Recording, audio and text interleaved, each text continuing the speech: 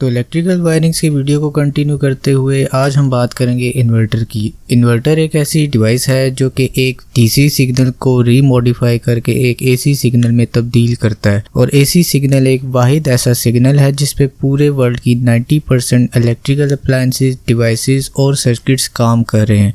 अब जाहिर सी बात है कि इलेक्ट्रिसिटी हर वक्त सब स्टेशन से कंटिन्यूसली प्रोवाइड नहीं की जाती। कभी कुछ इमरजेंसीज में उस इलेक्ट्रिसिटी को कट करना पड़ता है। तो उस इमरजेंसीज के दौरान अगर आपको इलेक्ट्रिसिटी की ज़रूरत हो तो उसके बैकअप के लिए उस इन्वर्टर की डिवाइस की ज़रूरत पड़ती है। और आज की वीडियो में हम इस इन्वर्टर की कंप्लीट वायरिंग डिस्कस करेंगे कुछ इंपॉर्टेंट क्वेश्चंस और आंसर्स के साथ। अस्सलाम वालेकुम, I am your host engineer Mohammad Arfa Asif. Welcome to the studio, my academic studio.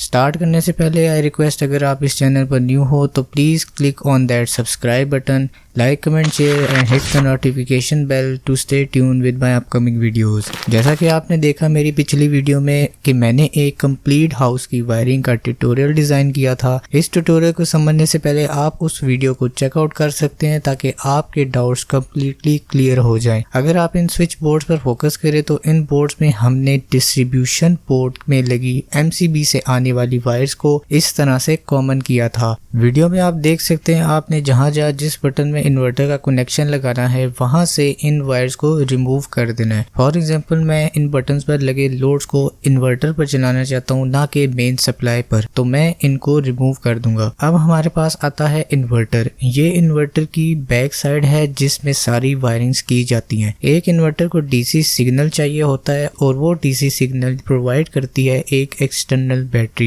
उस एक्सटर्नल बैटरी की एम्पेयर रेटिंग्स काफी ज्यादा रखी जाती हैं ताकि उसमें डीसी करंट लेके एक इन्वर्टर एसी सिग्नल को जनरेट कर सके। इन्वर्टर को चाहिए होता है एक सॉकेट कनेक्शन। वो सॉकेट कनेक्शन कहीं भी हो सकता है, लेकिन यहाँ वायरिंग करने से पहले सबसे पहले आपने डिसाइड करना है कि आपने अपने इन्वर्टर को किस रूम में या किस सॉकेट में लगाना है। फर्ज कर लिया मैंने इसको रूम 2 में रखना है, तो इन्वर्टर को इस पॉइंट से 3 पिन केबल वायर को आपने रूम 2 के सॉकेट में कनेक्ट कर देना है और इसको फिलहाल के लिए ऑन नहीं करना। बैटरी में 2 टर्मिनल्स होते हैं जिसमें एक पॉजिटिव और एक नेगेटिव होता है और सेम इन्वर्टर की बैक साइड पर भी 2 टर्मिनल्स होते हैं, एक नेगेटिव और एक पॉजिटिव। आपने अब इस इन्वर्टर की पॉजिटिव और नेगेटिव टर्मिनल्स को बैटरी के पॉजिटिव और नेगेटिव टर्मिनल के साथ जोड़ देना है। अब इन्वर्टर को एक डीसी सिग्नल मिल जाएगा जिससे वो एसी सिग्नल प्रोड्यूस करेगा। वीडियो में आप देख सकते हैं कि इन्वर्टर की बैक पर जो ये वाला पॉइंट है, ये वो पॉइंट होता है जहाँ से आपको डीसी सिग्नल कन्वर्ट होके एक एसी सिग्नल मिल रहा होता है, यानी 220 से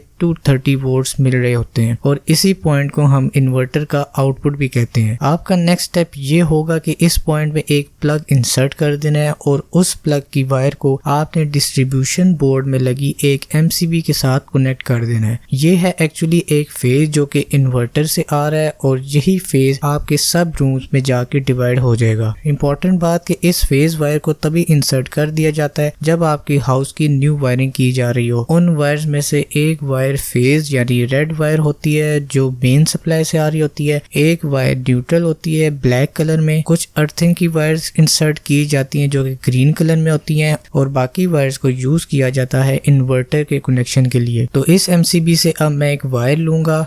फर्स्ट बटन से मैंने इस बल्ब को कंट्रोल करना है जो कि ब्लू कलर में आप देख सकते हैं और इसी बल्ब को बैक साइड से न्यूट्रल प्रोवाइड कर देंगे। सिमिलरली अब इस फैन को भी इन्वर्टर पर करना चाहता हूँ तो इसी MCB से आने वाली वायर को इस बटन के साथ कनेक्ट कर देंगे और जब फिर इलेक्ट्रिसिटी बंद हुई तो ये फैन इन्वर्टर पर चलना स्टार्ट हो जाएगा। रूम 2 की भी इसी तरह वायरिंग करेंगे। फर्स्ट बटन को मैं इन्वर्टर पर करना चाहूंगा तो सिंपली इस वायर को इस तरह कनेक्ट कर देंगे। साथ वाले बटन में भी बल्ब कनेक्ट है तो इन दोनों बल्ब्स को भी इन्हीं 2 बटन्स के साथ इन्वर्टर में शिफ्ट कर दिया जाएगा। And so on for room number 3। तीनों कनेक्शन को इसी तरह पैरेलल में कनेक्ट कर देंगे और रूम 3 में लगे लोड्स भी इन्वर्टर पर शिफ्ट हो जाएंगे। तो यहाँ पर आपके माइंड में ये सवाल लाजमी होगा कि क्या मेन सप्लाई से आने वाली वायर को इन्वर्टर से आने वाली फेज वायर के साथ कनेक्ट कर सकते हैं या कॉमन कर सकते हैं?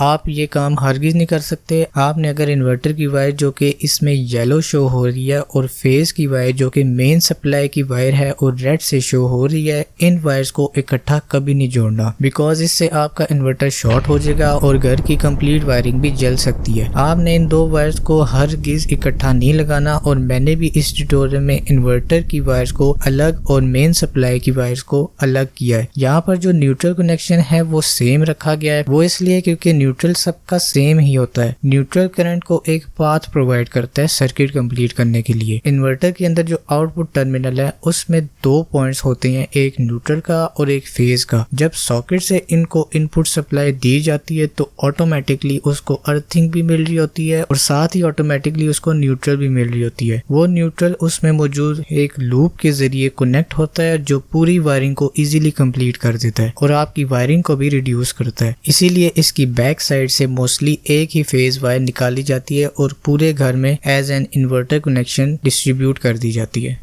तो ये था आज का ट्यूटोरियल जिसमें हमने देखा इन्वर्टर की वायरिंग कैसे की जाती है। टॉपिक से रिलेटेड अगर आपको कोई डाउट्स हैं तो कमेंट बॉक्स में जरूर पूछिएगा। अगर आप इस चैनल पर न्यू हो और इलेक्ट्रॉनिक्स और सॉफ्टवेयर को बिगनर से एडवांस लेवल पर सीखना चाहते हैं तो don't forget to hit that subscribe button and notification bell to stay tuned with my upcoming videos. Take care of yourself, फी अमान अल्लाह, गुड बाय।